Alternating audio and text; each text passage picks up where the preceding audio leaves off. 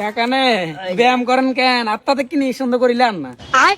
বাদিজা শুনুন কথা আছে রে। কি কাকা? কই যে ওই দিন তোর স্বর্ণ দোকানে যাবার হরে তুই তোর চাষি মারে কানে কানে কি কইছস? কাকা তাহলে মনে কষ্ট নিয়ে না, হাসা গাছে কই দি শাশি আম্মা সেদিন হেঁটে বইবের হরে চিন্তা করলাম কি রে আম্মে এত টেয়া কামান শাশি আম্মারে এত ছোট জিনিস কিল্লা লই দেন তিলে শাশি আম্মারে কইছে কই যে কাকা তো মেলা টেয়া কামার আপনার তো চাইলে আর বালা জিনিস কেন লো দিতে হতো টেয়া বেশি দি।